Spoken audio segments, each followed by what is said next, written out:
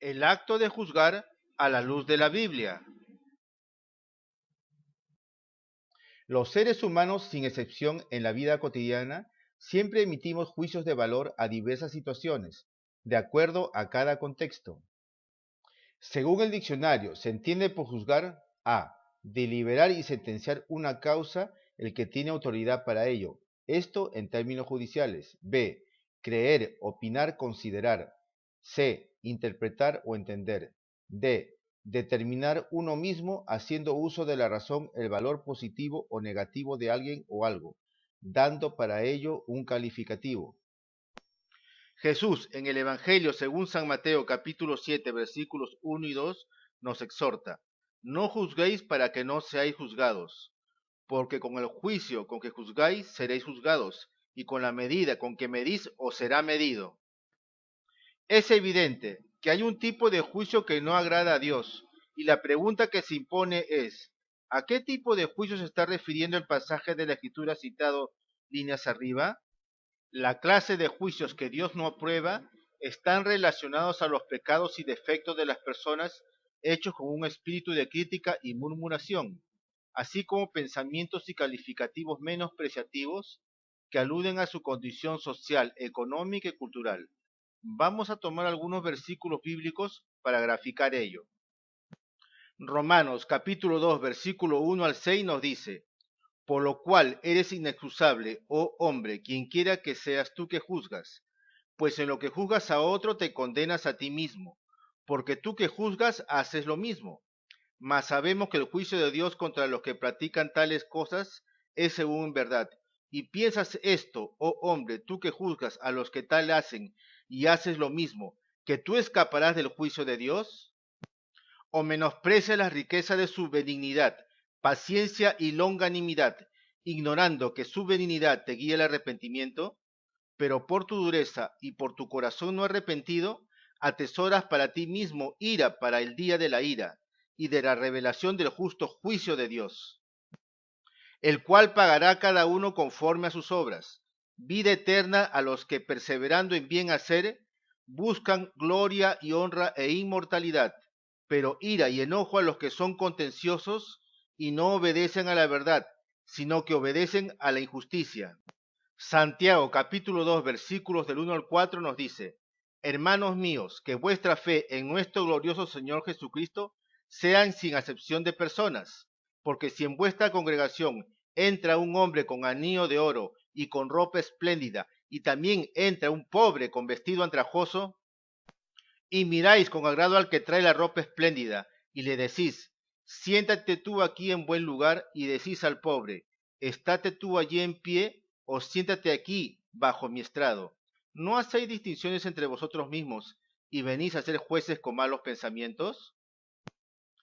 Otro caso tenemos en Lucas, capítulo 18, versículos 9 al 12, cuando Jesús expone la parábola del fariseo y el publicano, el cual dice así: a unos que confiaban en sí mismos como justos y menospreciaban a los otros, dijo también esta parábola. Dos hombres subieron al templo a orar, uno era fariseo y el otro publicano. El fariseo, puesto en pie, oraba consigo mismo de esta manera: Dios, te doy gracias porque no soy como los otros hombres, ladrones, injustos, adúlteros, ni aun como este publicano. Ayuno 2 veces a la semana, doy diezmos de todo lo que gano. Mas el publicano, estando lejos, no quería ni aun alzar los ojos al cielo, sino que se golpeaba el pecho diciendo: Dios, sé propicio a mi pecador. Os digo que éste descendió a su casa justificado antes que el otro, porque cualquiera que se enaltece será humillado, y el que se humilla será enaltecido. Un publicano era un judío que recaudaba los impuestos de sus paisanos a favor del imperio romano, y en ese sentido ellos eran muy odiados entre sus pares judíos. Un fariseo era un religioso seguidor de la ley judía, que combinaba la ley de Moisés con las tradiciones que ellos mismos habían incorporado, y que en muchas ocasiones colisionaban con los mandatos de Dios.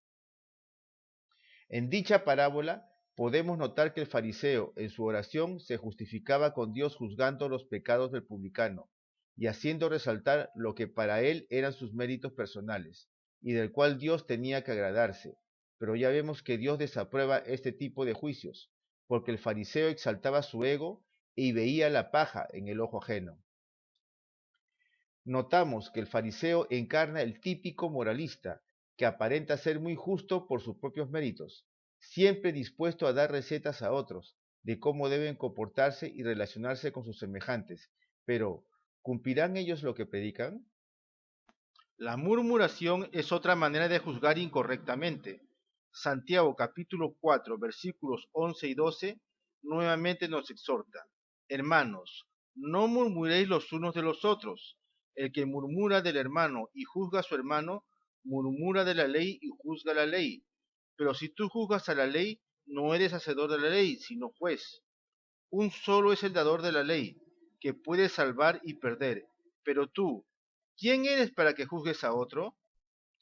Jesús, ante tales hechos, nos reprende en el Evangelio según San Mateo capítulo 7 versículos 3 al 5, diciéndonos: ¿Y por qué miras la paja que está en el ojo de tu hermano y no echas de ver la viga que está en tu propio ojo?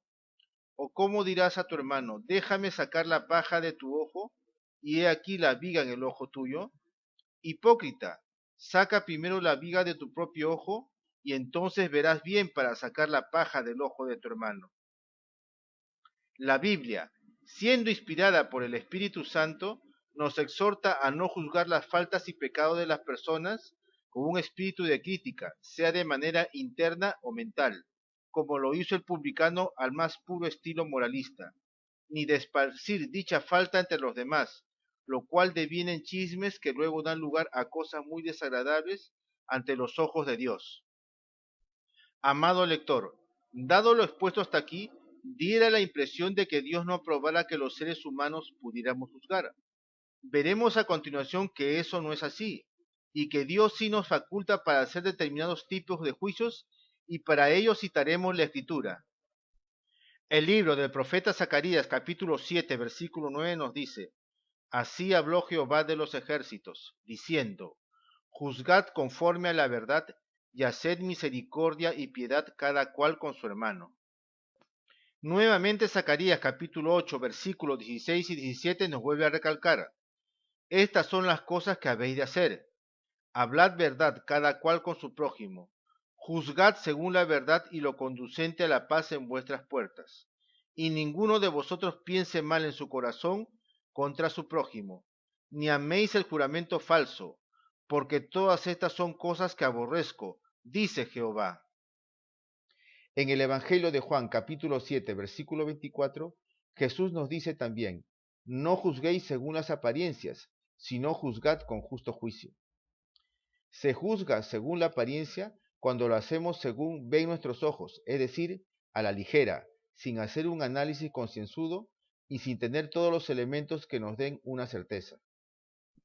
En este caso, vemos que la clase de juicios que Dios aprueba no están relacionados a los pecados y defectos de las personas hechos con un espíritu de crítica y murmuración, así como tampoco a pensamientos y calificativos menospreciativos que aluden a su condición social, económica y cultural. Como hemos leído, estas clases de juicios válidos para Dios tienen como requisitos la verdad y la justicia. En el Evangelio de Lucas capítulo 7 versículos 40 al 43 tenemos un claro ejemplo de un juicio hecho por el hombre que Dios aprueba. Entonces respondiendo Jesús les dijo: Simón, una cosa tengo que decirte. Y él le dijo: di, maestro. Un acreedor tenía dos deudores, el uno le debía 500 denarios y el otro 50. Y no teniendo ellos con qué pagar, perdonó a ambos. Di pues, ¿cuál de ellos le amará más? Respondiendo Simón le dijo: pienso que aquel a quien perdonó más. Y él le dijo: rectamente has juzgado. Vemos pues que la palabra de Dios nos faculta para juzgar determinadas situaciones seculares o de la vida diaria, pero con las armas de la verdad y justicia. Pongamos este ejemplo. Supongamos que me consta que un hermano en Cristo no está andando bien o lo sorprendo en el preciso instante cometiendo algo indebido.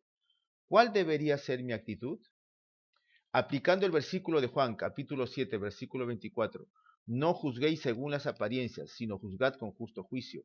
Y el de Zacarías, capítulo 7, versículo 9, cuando nos manda juzgar conforme a la verdad Lo recomendable es llamar en privado al hermano y con amor exhortarle y hacerle ver su error, no con un espíritu de crítica o de linchamiento, sino con espíritu de misericordia, para que él sea restaurado en su condición espiritual, porque también nosotros podemos caer en algún momento, ya que nadie está libre de pecado, ¿verdad?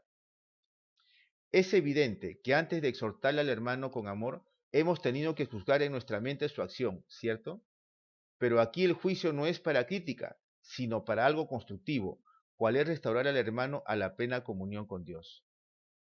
Para reforzar bíblicamente lo que estoy afirmando, voy a citar Gálatas capítulo 6, versículo 1, que nos dice: Hermanos, si alguno fuere sorprendido en alguna falta, vosotros que sois espirituales, restaurátele con espíritu de mansedumbre, considerándote a ti mismo, no sea que tú también seas tentado.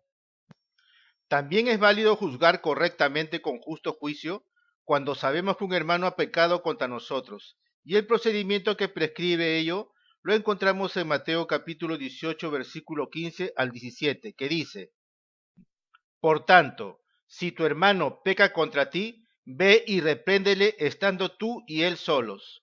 Si te oyere, has ganado a tu hermano. Mas si no te oyere, toma aún contigo a uno o dos, para que en boca de dos o tres testigos conste toda palabra. Si no los oyere a ellos, dilo a la iglesia. Y si no oyere a la iglesia, tenle por gentil y publicano. Sin embargo, ¿qué es lo que vemos en YouTube o en las redes sociales como Facebook? Es usual y muy triste también que algunas personas que autodenominándose cristianas se dediquen a exponer en público con un espíritu de crítica los pecados de otros creyentes con la finalidad de avergonzarlos públicamente, tal como hace Satanás de acusar y acusar, pudiendo ser dichos actos verdaderos o falsos. Es más, incluso se graban subrepticiamente conversaciones privadas pecaminosas, con la finalidad de que la persona expuesta sea desprestigiada y avergonzada en público. Hago la siguiente pregunta. Cuando estuvo Jesucristo en la tierra ejerciendo su ministerio, ¿actuó de esa manera, por ejemplo, en el caso de la mujer encontrada infraganti en el acto mismo de adulterio? Pues claro que no, ¿cierto? Pues Jesucristo la corrigió con mansedumbre y en privado, cuando los acusadores de la mujer ya se habían retirado. Y es en ese momento que le dice a la mujer: vete y no peques más. Leer Juan capítulo 8 versículo del 1 al 11 y Gálatas capítulo 6 versículo 1, citado anteriormente, y el caso donde el profeta Natán amonesta en privado el pecado de adulterio del rey David, según segunda de Samuel capítulo 12. En YouTube he visto dos casos palpables de supuestos cristianos haciendo denuncias de ese tipo. El primero referido a un conocido conferencista internacional cuyo nombre no voy a mencionar, donde es grabado en una conversación pecaminosa con una mujer. El segundo caso que he visto en YouTube está referida a una dama cristiana que en el pasado fue llevada al infierno por nuestro Señor Jesucristo. Y quien la denuncia públicamente es una mujer quien dice haber recibido una supuesta revelación de Dios, acusándola sin presentar prueba alguna que está vendiendo la palabra de Dios y por vestir indecorosamente. Las personas que acusaron a estos dos cristianos, el conferencista y la dama que fue llevada al infierno, están pasando por alto la palabra de Dios, por desconocimiento y falta de sabiduría, ya que debieron amonestarlos en privado. La Biblia nos enseña el procedimiento que debieron tomar los denunciantes para actuar en estos dos casos particulares, tal como describe Mateo capítulo 18 versículos 15 al 17 y Gálatas capítulo 6 versículo 1 citados anteriormente. En el caso concreto de la hermana que fue al infierno y del conferencista internacional, debieron ser amonestados por sus denunciantes en privado, y si ellos no los hubieran escuchado, en este caso los denunciantes por separado hubieran traído consigo dos o tres testigos para que conste toda palabra. Y por último, si el conferencista internacional y la hermana que fue al infierno no hubieran hecho caso a los testigos, pues hay la obligación de decirlo a la iglesia. Si sabemos que YouTube y Facebook constituyen espacios donde confluyen personas cristianas, inconversas, ateos y toda clase de enemigos del Evangelio, yo pregunto, ¿Son Facebook o YouTube una iglesia para ventilar en público las faltas de la hermana que fue al infierno y del conferencista internacional? Los supuestos cristianos, denunciantes de la hermana que fue al infierno y del conferencista internacional, están aplicando mal la palabra de Dios, porque vuelvo a repetir, en YouTube y en Facebook entran no solo creyentes, sino inconversos y los enemigos de la cruz de Cristo. Y al ver este pobre espectáculo, los impíos se mofarán del Evangelio. El diablo estará muy contento, el camino de la verdad será blasfemado entre los que no conocen a Dios, y será una piedra de tropiezo para la salvación de estos. Yo veo en todo este proceder una absoluta falta de misericordia y carencia de amor, por no seguir lo estipulado en Mateo capítulo 18 versículos 15 y 17 y Gálatas capítulo 6 versículo 1. Quizás alguien pudiera decir que el conferencista internacional no pertenece a una iglesia o denominación específica. Y si así fuera el caso, ¿tienen derecho los denunciantes a pasar por encima del procedimiento que fija la palabra de Dios en Mateo capítulo 18 versículos 15 al 17 y Gálatas capítulo 6 versículo 1? En todo caso, los denunciantes tenían maneras de ubicar a los hermanos que hubieran cometido alguna falta, sea a través del teléfono o del correo electrónico. Pero con lo que hicieron de hacer público sus denuncias delante de los incrédulos, agrava la cosa si tomamos en cuenta que otros cristianos que se autotitulan de sana doctrina fueron caja de resonancia de esas denuncias públicas y difundieron en sus respectivos canales de YouTube ese triste espectáculo, dando un mal testimonio para que el Evangelio sea blasfemado entre los incrédulos. Porque valgan verdades, los incrédulos al ver este tipo de denuncias van a pensar para sí mismos, diciendo, ¿para qué me voy a convertir en un cristiano si a la menor falla me graban o me filman y sacan a la luz pública mis errores? Esto traerá como consecuencia que la salvación se aleje de tales personas. Por ello, todos aquellos cristianos que se hacen llamar de sana doctrina, reflexionen y no sean tropiezo para quienes no tienen conocimiento bíblico. Quizás alguien pueda argumentar diciendo que en Gálatas capítulo 2 versículos 11 al 14, donde Pablo reprende en público la hipocresía de Pedro, porque éste se retraía de los creyentes gentiles cuando venían los creyentes judíos. Sin embargo, Pablo reprendió en público porque los que estaban ahí formaban parte de la iglesia de Cristo, y tanto YouTube y Facebook no constituyen la iglesia del Señor, por cuanto hay incrédulos. Por lo tanto, quienes hemos recibido a Jesucristo como Señor y Salvador personal, no somos nadie para juzgar con espíritu de crítica dichos pecados, ni mucho menos denunciarlos públicamente por YouTube o Facebook, porque muchos de nosotros hemos hecho cosas peores, más detestables y abominables ante los ojos de Dios que otras personas que aún no se han arrepentido y no han rendido sus vidas a Cristo. En ese sentido, muchos de nosotros, antes de arrepentirnos de nuestros pecados y venir a los pies de Jesús, hemos sido fornicarios, adúlteros, homosexuales, lesbianas, ladrones, asesinos, estafadores, mentirosos, blasfemos, brujos, violadores, idólatras. Luego el Señor nos ha perdonado y nos ha limpiado con su santa sangre, para justificarnos, purificarnos y santificarnos, y por lo tanto ninguna autoridad moral tenemos para criticar tales faltas, incluso de los hermanos en Cristo. ¿Acaso la vaca no debe acordarse cuando fue ternera? En consecuencia, debemos recordar siempre de dónde nos ha sacado el Señor para no creernos más que los demás.